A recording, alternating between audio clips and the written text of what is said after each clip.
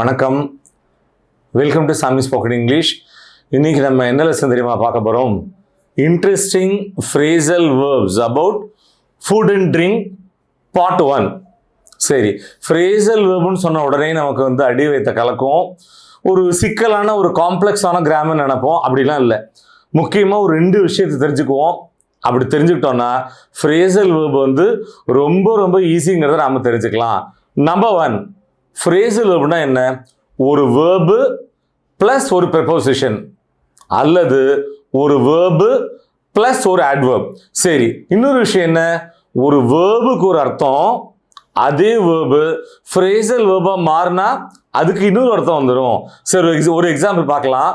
Pass அப்படின்னா என்ன? தேர்ச்சி பெறுதல் அல்லது ஒருவரை அல்லது ஒரு இடத்தை, ஒரு நபரை அல்லது ஒரு விஷயத்தை கடந்து செல்லுதல் ஒரு அர்த்தம். பாஸ் நமக்கு தெரியும். வேரஸ் பாஸ் அவே அப்படின்னா டு டை, இயற்கை எய்துதல் அல்லது இறந்து போகுதல் அர்த்தம். ஒரு எக்ஸாம்பிள் பார்க்கணும்னா, அந்த முதியவர் சென்ற ஆண்டு இறந்தார். இது எப்படி சொல்லுவோம்? ஃப்ரேசல் வேர்ப் யூஸ் பண்ணி the aged man passed away last இயர்னு சொல்றோம். சரி, இன்னைக்கு நாம ஒரு சச் இன்ட்ரெஸ்டிங் 6 ஃப்ரேசல் வேர்ப்ஸ் வந்து பார்க்கலாம்.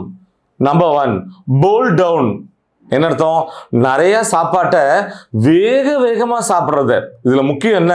சாப்பாட்டை வேக வேகமாக சாப்பிட்றத போல் டவுன்னு சொல்கிறோம். Let's in example. இன்னைக்கு நான் வந்து காலை உணவை வேக வேகமாக சாப்பிடதா வேண்டி போயிடுச்சு. நான் இன்னைக்கு காலை உணவை வேக வேகமாக சாப்பிட வேண்டி இருந்தது. I had to bolt down my breakfast. 2வது ஃப்ரேசல் என்ன பார்க்க போகிறோம்? சாப் அப். என்ன அர்த்தம்? சின்ன சின்ன துண்டா, குட்டி குட்டி துண்டா நறுக்கிறத சாப் அப்னு சொல்றோம். Let's in example. எங்களோட பணிப்பெண் வந்து வெங்காயத்தை வந்து குட்டி குட்டி துண்டா, சின்ன சின்ன துண்டா நறுக்கினாங்க. அவர் டொமஸ்டிக் என்ஜினியர் சாப்ட் அப் தி அனியன்ஸ். அவர் டொமஸ்டிக் என்ஜினியர் சாப்ட் அப் தி அனியன்ஸ். நல்லா கவனிங்க. பணிப்பெண்ணை சர்வன்ட் மெய்டுன்னு சொல்றது பொலைட்டா இருக்காது. என்ன சொல்லலாம்? ஒன்று ஹெல்ப்பர்னு சொல்லலாம், இல்லாட்டி சிம்பிளா டொமஸ்டிக் என்ஜினியர்னு சொல்லலாம். நெக்ஸ்ட் என்ன பார்க்க போறோம்? Number 3, big out. பிக் அவுட்னா நிறைய சாப்பிட்றது. ஏதாவது ஒரு உணவுப் பொருள் நமக்கு பிடிக்கும் அப்படிங்கிறதுக்காக நிறைய சாப்பிட்றத பிக் அவுட்னு சொல்றோம். Let's in example. அந்த பையில இருந்த எல்லா சிப்ஸையும் நாங்கள் நிறைய சாப்பிட்டுட்டோம். We pigged out on a whole pack of chips. We pigged out on a whole pack of chips.